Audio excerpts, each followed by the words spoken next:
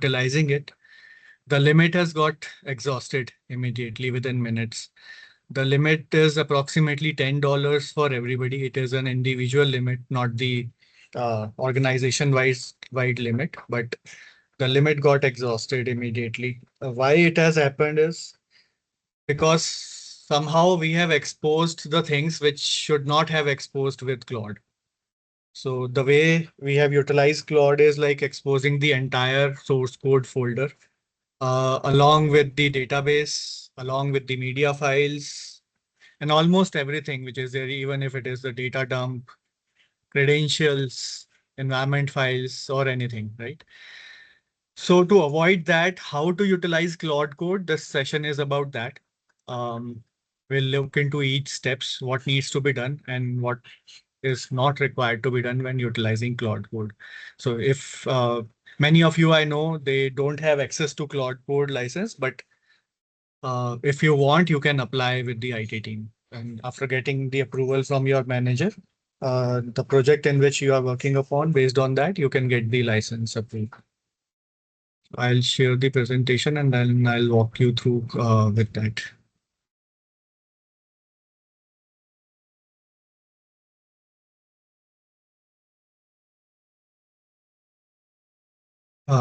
Let me know if my screen is visible.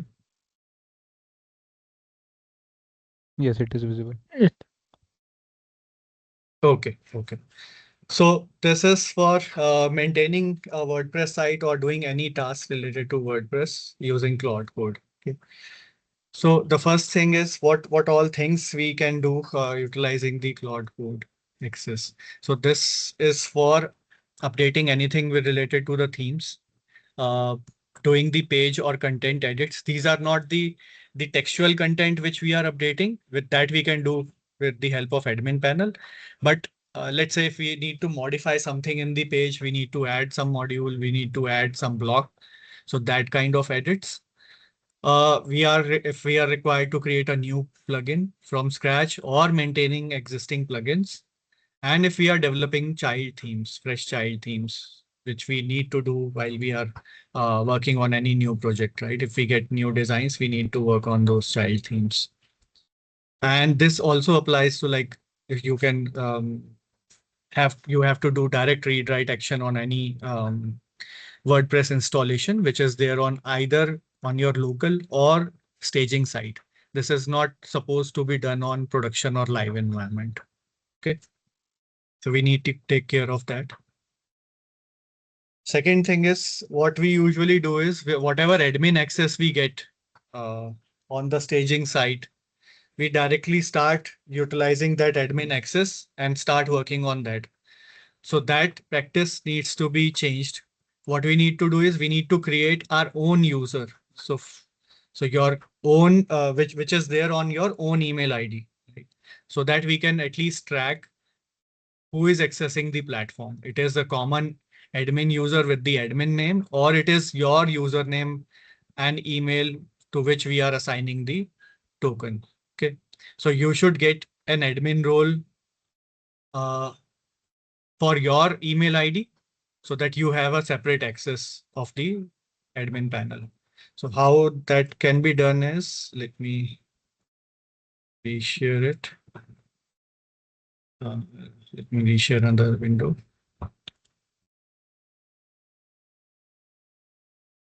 Okay. So suppose I am on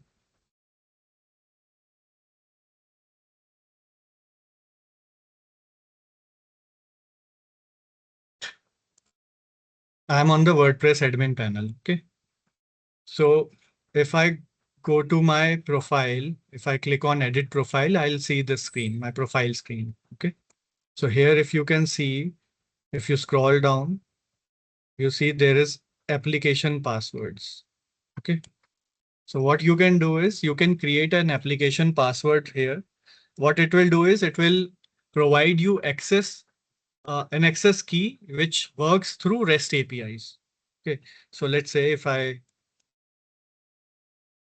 I say new plugin, and if I add a date to it, 28th July, and I say Claude. So for 28th July, I'm creating a Claude key or Claude password for creating a new plugin. Okay. If I add application password, I can select roles from here. So currently you can see I'm an admin. So what it will do, it will generate an application password, which we can then provide to Claude Code so that it can get admin access to this backend admin. Okay.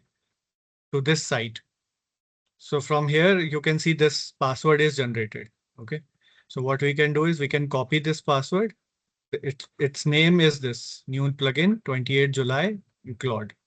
Okay. So we can copy this and then utilize it in Claude Code. How we will utilize it? Let's go back to the presentation again.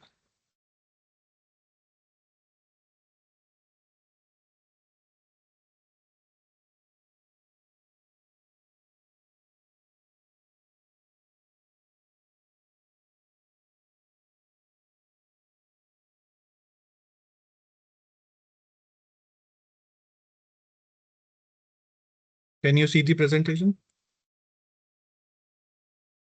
Yes. Yes, sir.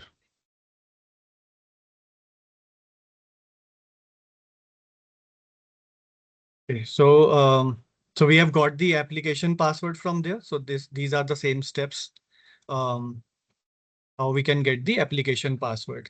So there is a label which we can utilize. I mean, we can use this nomenclature, Claude code, date, and then for what purpose we are creating that application key. Okay. This application, why we are doing this? We need to revoke this application key later on. Okay. So we don't have to paste the raw password there in Claude code. So that is one thing. So that's why what we'll do is we'll create a local dot settings dot local dot JSON file within Claude folder, Claude settings folder. How it will look like? It will look like this. Okay. So this is a JSON that we need to store in the local JSON, local Claude settings folder. Okay. So it will contain the WP app user. This is your user name. So your first name and last name if the user belongs to you, and the app password which we just created. Okay. This needs to be created, the settings.local.json file, and kept in the Claude settings on your local machines. Okay, so that Claude code can pick it up from here and you don't need to provide it directly into the session. Okay. Next is how do we prompt Claude code? What needs to be done? So we need to give a proper context before starting. What that context is. So I have seen examples like what people have done is um, in this site, please create a header for me. And Claude Code started working on that header without knowing what that site is, what needs to be done in the header. Without giving proper context, we are just prompting a single line of statement without any context for Claude to work upon. And that task is like it is not utilizable. I mean, the things that it does is not utilizable. So what we need to do is we need to give a proper site context before starting. So that would contain what site URL is, what is the PHP and WordPress version, what is the active theme, because we don't want Claude to scroll through all the themes, default themes in the WordPress folder, in the WP content folder, and look for the active theme by itself, right? So we need to provide which active theme it is, what are the relevant plugins, if there is some conflicting plugin there which Claude needs to take care of, that we need to provide, or if we are working on some plugin itself, then we need to provide that plugin path as well. The task type, what the kind of task we are providing, we are doing, whether it is a theme update, page edit, plugin creation, or a child theme, and what is the scope of this task. So let's say if we know the exact path of that file, let's say if we are modifying some function or utility method in the functions.php file. So what we can do is we can directly provide the path of that file to Claude. So instead of going through all the code base, the code can directly work upon that file. Let's say if we need to create a banner on the home page, okay, and we need to add some kind of image there. So we can directly provide that image as an attachment to Claude Code instead of asking image to go through all the media folder and then browse for the relevant image and then add it. Okay. So this kind of context needs to be set. And we need to take care of not providing the credentials in the context or in the prompt window. Okay. The next thing is we need to pick up the right task template. So what I'll do is after this meeting, I'll share a skill.md file with you. So this skill file is basically created for WordPress. Um, so you need to install that skill file in Claude Code and then activate that skill file. That skill file contains different MD files. So it is the description of how Claude needs to do these tasks. So there are 4 MD files within that skill file. Once you install that skill file, all these will get activated. But which one we need to uh, utilize for a particular task, we need to define that let's say if we are updating a theme, we need to provide the reference to this skill so that it can utilize this skill in that task. Okay. I'll provide that skill.md file so you can, if you have that license, you can install it in your Claude Code. Then there are relevant, you can say, the prompts that we need to provide for generating these for developing or working on these tasks. So let's say if a fresh child theme needs to be developed. So what process we are following is we are working on a generate plus press theme and then utilizing the Elementor Pro plugin. So this skill should prompt you to either utilize a free version of the theme and the Elementor plugin, or would ask you to add the uh, licenses for these theme and Elementor. So what we do is we ask clients to provide these license to purchase these license because we are working on their side. So they need to purchase the licenses and we need to just attach those licenses into our installation. Okay. But the process would remain same for creating a fresh child theme. It has to be a lightweight generate press theme that needs to be the starting point of the theme, and then Elementor plugin needs to be used. So you don't need to use it directly, but Claude would look for these two things installed in your WordPress instance that you are using. So that was just an example for all the 4 tasks that are there. But uh, the same way you need to provide the other things according to the task. And then now what must never be shared with Claude. So what we are doing is we are uploading or providing the full media library into the context. That should not be the process. Uh, the full WordPress content themes folder or plugin directories, that should also not be done because themes has multiple folders for basic, default, and other themes which are not even used in the instance. The database dumps or live DB connections, .sql exports, these are there in the dumps that we have. wp-config.php. So this has all the credentials, the DB credentials and other credentials there.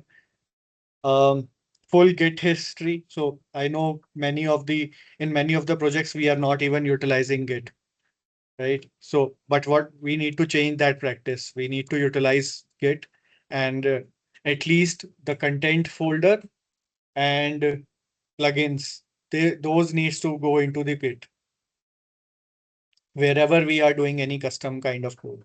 Okay. The next thing is full site backup. So a zip file, tar file, gz file, this should not be there. And any personal identifier information, the log files which contains personal identifier information should not be exposed. And what we need to share instead, whatever theme specific file or theme which we are working upon, whatever specific task which we are working upon, if that is related to a specific file. If anyhow we need to provide the database details, then we need to export DB as schema only DB, which contains the structure of the database, not the content of the database. That can be shared. Config files, which does not have any secrets, if that are required to be provided for processing. And a staging copy of whatever we have. It should not be a live data or live connection.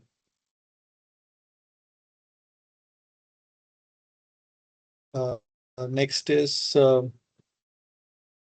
about the password that we just created on admin panel, WordPress admin panel. So every day, or let's say once your task is over, you need to revoke that password. So there is an option to revoke there. You can remove that password because here what you have done is you have provided the entire admin access of the site to Claude. Though you have not provided the app key, but still there is a risk because this is AI. We never know how AI is going to behave.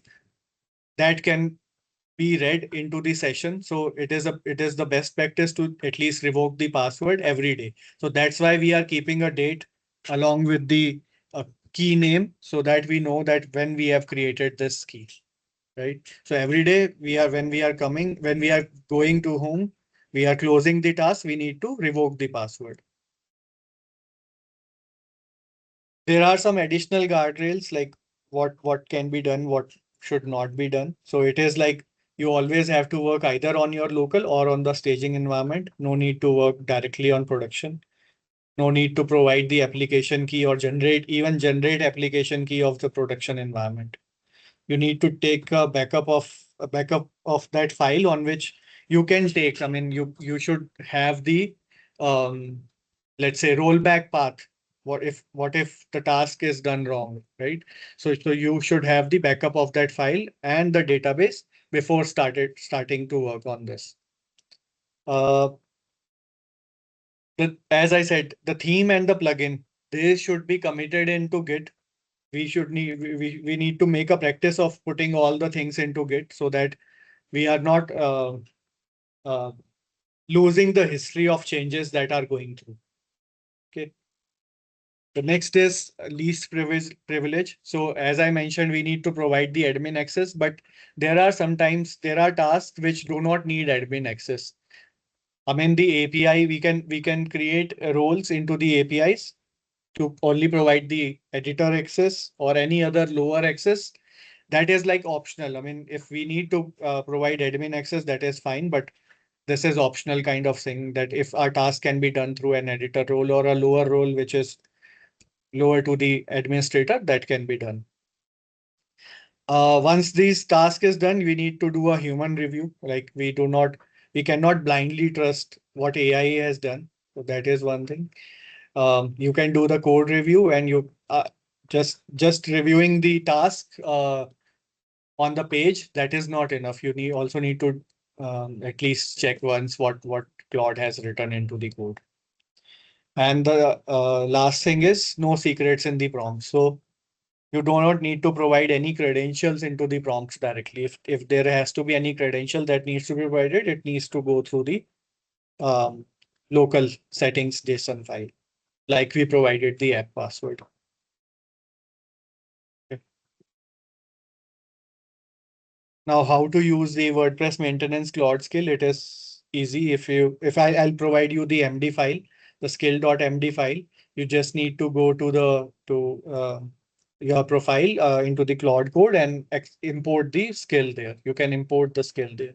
You can also create your own skills if you want, but the skill is readily available, so you can just import it and it will start functioning in your Claude code.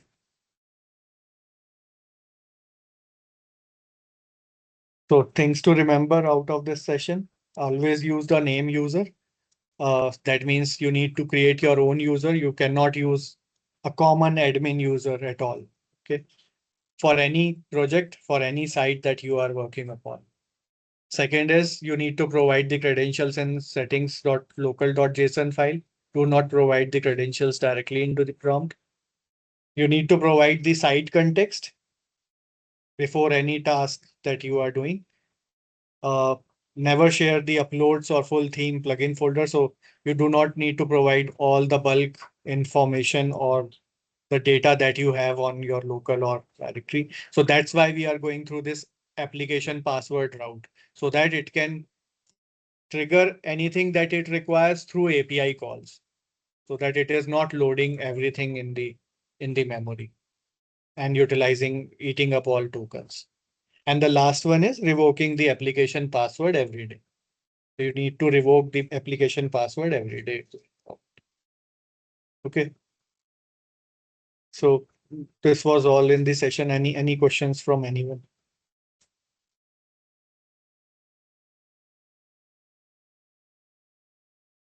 Krishna and Aman have also tried these skills and it has worked. It has consumed less token and the output was also good. So I hope it should work for everybody else too. Any questions from anyone?